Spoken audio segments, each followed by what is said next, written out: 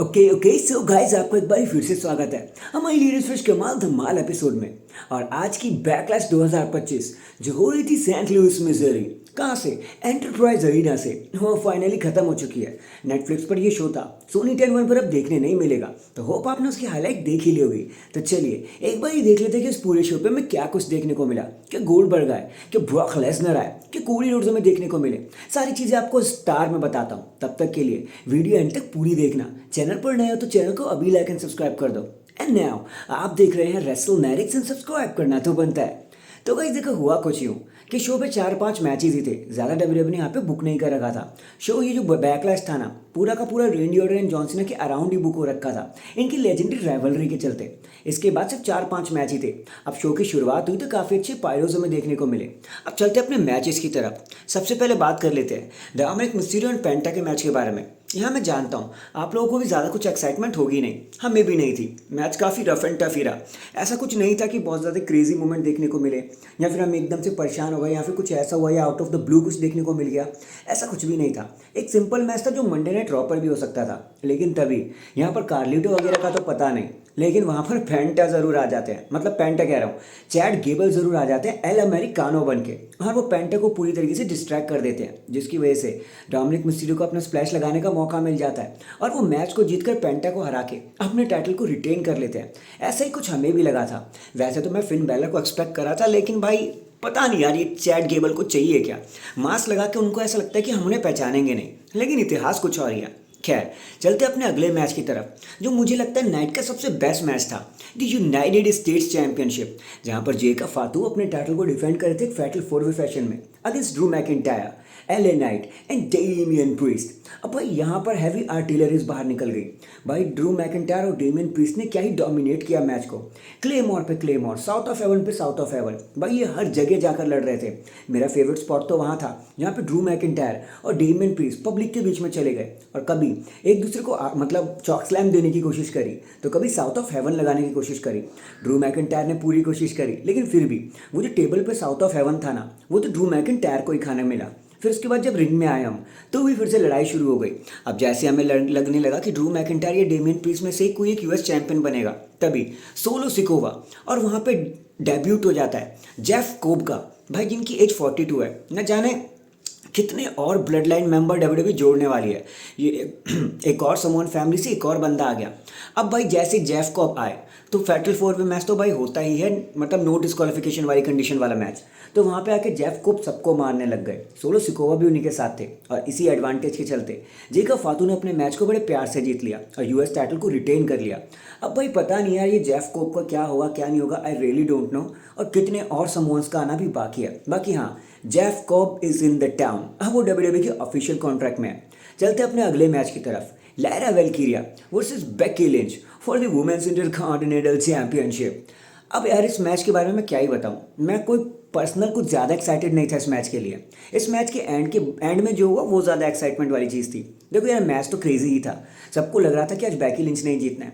अपनी प्रिडिक्शन में वीडियो में मैंने उसका नाम भी लिया था कि बेकी लिंच ही जीतने वाली है, लेकिन अल्टीमेटली लायरा वेल्कीरिया ने हम सबको सरप्राइज कर दिया और अचानक से ही बेकी लिंच को हराने में कामयाब हो गई। अब बेकी लिंच इससे स्नैप हो गई, उन्हें गुस्सा आ गया। बेकी लिंच को लगा कि भाई ये कैसे हो सकता है, द मैन कैसे हार सकती है, और उन्होंने मारना ही शुरू कर दिया लायरा वेल्कीरिया को। हर तरीके से पीटना शुरू कर दिया, अपना डिसआर्मर लगा दिया उनके ऊपर। सारे ऑफिशियल्स ने आके उन्हें रोकने की कोशिश करी, लेकिन उसका कुछ भी फायदा नहीं हुआ। हमें लग रहा था कि बेली आएंगी, शायद बेली अपना बदला लेंगी, लेकिन वो तो नहीं आई। लेकिन लायरा वेल्कीरिया को मार खानी पड़ी बेकी के हाथों। जीत तो गई, लेकिन सेलिब्रेट नहीं कर पाई। चलते अपने अगले मैच की तरफ, जो है गंथर वर्सेस पैट मैकेफी के बीच में। अब भाई ये मैच काफ़ी ज़्यादा अच्छा था, मतलब सब लोगों ने इसे काफ़ी मतलब वो किया, मतलब क्या बोलते हैं इसे, इन्जॉय किया।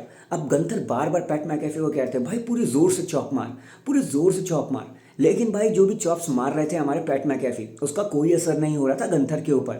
फिर गंथर ने एक ज़ोरदार चॉप मारा, मतलब पैट मैकेफी को, और पैट मैकेफी उसी चॉप में ही ढेर हो गए। मैच के बीच में पता नहीं क्या सोच के माइकल कोल ने भी इंटरफेयर करने की कोशिश करी। ऑब्वियसली जब माइकल कोल का झगड़ा था तो पैट मैकेफी वहाँ पे आए थे, तो बस रिटर्न द फेवर वाली चीज़ थी। माइकल कोल भी ज़्यादा कुछ कर नहीं पाए, डिस्ट्रैक्ट करने की कोशिश करी, लेकिन गंथर को अल्टीमेटली वो मिल गया जो उन्हें मिलना चाहिए था। उसके बाद पैट मैकेफी खड़े होते हैं, माइकल कोल को गले लगाते हैं और सारे सेंट लुइस उनके लिए एक स्टैंडिंग ओवेशन लगाते हैं। और भाई हमारे पैट मैकेफे ताली बजाते हैं कि थैंक यू सो मच मेरा मैच देखने के लिए। ये मूवमेंट ऐसा लग रहा था जैसे पैट मैकेफे अब डब्ल्यूडब्ल्यू छोड़ कर ही जा रहे हैं। काफ़ी अच्छा था यार, मतलब कूल मैच था ये एक, मतलब ऐसा कुछ नहीं है कि बहुत ही मज़ा आ गया, बस ये कूल मैच था। इसके बाद चलते हैं अपने मेन इवेंट की तरफ और भाई यहीं पर ही हमें हैवी आर्टिलरीज देखने को मिली। मतलब रेंडी Orton versus John Cena for the undisputed WWE championship one final time. अब सबसे पहले तो जब रेंडी ऑर्टन की एंट्री हुई तो पूरे सेंट लुइस ने भाई क्या जम जम के गाना गाया। मैं तो आपको पहले ही बोला था कि भाई जब नॉर्मल पब्लिक नॉर्मल जगह पर रेंडी ऑर्टन को इतना प्यारा ओवेशन मिलता है तो भाई सेंट लुइस तो उनका घर है, मिलना ही था। सबने चिल्ला चिल्ला के वॉइसेस थीम सॉन्ग को गाया। रेंडी ऑर्टन जॉन सीना के बीच में कन्फ्रंटेशन हुआ और मैच स्टार्ट होने लगा और हमें वही नॉस्टैल्जिया वाइब आने लगी जैसे कल ही की बात हो। काफ़ी खतरनाक मैच था इन दोनों के बीच में। भाई ये लोग कितनी बार लड़ चुके हैं ओहायो वैली रेसलिंग, कभी नो वे आउट में, कभी लड़ चुके हैं ये लोग ब्रेकिंग पॉइंट पे, कभी लड़ चुके हैं अनफॉरगिवन पे, कभी हेल इन अ सेल मैच, कभी रेसलमेनिया, कभी स्टील केज, कभी स्मैकडाउन, रॉ, हर जगह लड़ चुके हैं। और अब बैकलैश में भी हमने इन्हें लड़ते हुए देखा फॉर द चैंपियनशिप और रिजल्ट भी वही हुआ जो हमेशा इनकी मैच में आता ही है। This is the first time guys जब रेंडी ऑर्टन एब्सोल्यूट फेस थे और जॉन सीना एब्सोल्यूट हील, जब ये दोनों एक दूसरे के सामने आए। खैर मैच काफ़ी अच्छा ही था। रेंडी ऑर्टन भी काफ़ी पछाड़ रहे थे जॉन सीना को, लेकिन पता नहीं कहाँ से वहाँ पे आर-ट्रूथ आ गए और आर-ट्रूथ ने आते ही, मतलब जब रेंडी ऑर्टन पंट लगा रहे थे जॉन सीना के ऊपर तो आर-ट्रूथ ने आकर रेंडी ऑर्टन को रोक दिया कि नहीं भाई ये मेरा हीरो, ऐसा मत कर। रेंडी ऑर्टन को गुस्सा आ गया, रेंडी ऑर्टन ने उन्हें आर-क्यू लगा दिया। लेकिन उससे पहले भी रेंडी ऑर्टन भाई पूरी की पूरी ऑडियंस, मतलब ऑडियंस तो नहीं, पूरे के पूरे ऑफिशियल्स को 4 5 6 7 आर-क्यू ठोक चुके थे। इतने ज़्यादा फ्रस्ट्रेट हो गए थे वो। निक एल्डिस भी नहीं बचे भाई उस चीज़ से, उनको भी आर-क्यू खाना पड़ा। लेकिन जब अल्टीमेटली आर-ट्रूथ ने आकर रेंडी ऑर्टन का ट्रैक रोक दिया तो भाई रेंडी ऑर्टन को एक लो ब्लो खाना पड़ा जॉन सीना के हाथों और बस वही एक वजह बन गई जहां पर जॉन सीना ने फाइनली अपने टाइटल को रिटेन कर लिया। रेंडी ऑर्टन को कुछ नहीं मिला और जो डब्ल्यूडब्ल्यूई फेमस है ना जिस चीज़ के लिए कि भाई वो होम टाउन हीरो को कभी जिताती नहीं है, यहाँ भी उन्होंने वही करके दिखा दिया। मैच जीतने के बाद जॉन सीना ने थीम सॉन्ग रुकवा दी और कहा सेंट लुइस मज़ा आया, देख लो ये है तुम्हारा लास्ट चैंपियन, ना मुझे थीम सॉन्ग की ज़रूरत है ना टाइटनट्रॉन की, और मुझे तुम्हारी भी ज़रूरत नहीं है क्योंकि असली चैंप यहीं पर है। जिसके साथ हमारा बैकलैश तो ऑफ एयर हो जाता है। फिर हम देखते हैं कि कन्वर्सेशन होती है माइकल कोल और आर-ट्रूथ के बीच में, जहाँ पे आर-ट्रूथ कहते हैं भाई क्या हो गया, क्यों हो गया ये फलाना ढिमका, तो माइकल कोल समझाते हैं भाई ये तेरा वो जॉन सीना नहीं है जिसे तू प्यार किया करता था। खैर अब चलते हैं अपने पोस्ट प्रेस कॉन्फ्रेंस की तरफ। मतलब हुआ यहाँ पे बहुत कुछ था लेकिन जॉन सीना की प्रेस कॉन्फ्रेंस काफ़ी ज़्यादा सही थी, जहाँ पर जॉन सीना अपने मैच को एड्रेस कर रहे थे कि मैं जीत गया, मुझे जीतना ही था, सेंट लुइस को कुछ नहीं मिलना था, कि तभी आर-ट्रूथ आ जाते हैं। आर-ट्रूथ कहते हैं कि जॉन सीना कॉन्ग्रेचुलेशन, आप जीत गए, आपको जीतना ही था, आप मेरे सुपरमैन हो, आप मेरे चाइल्डहुड हीरो हो। जॉन सीना खड़े होते हैं और आर-ट्रूथ को उनके रियल नाम से बुलाते हैं कि रॉन अब तूने एक शब्द भी और बोला तो भाई तुझे मार खानी पड़ेगी। ठीक है, थोड़ी देर के लिए आर-ट्रूथ चुप होते हैं लेकिन वो फिर से वही सब करने लगते हैं। जॉन सीना एकदम से आर-ट्रूथ को कंधे पे चढ़ा लेते हैं और एक एटीट्यूड एडजस्टमेंट लगा देते हैं टेबल के ऊपर और इसी के साथ पूरा बैकलैश यहीं पर खत्म हो जाता है। एंड देन बाकी आपका क्या कहना है शो के बारे में भाई वो मुझे ज़रूर बता देना।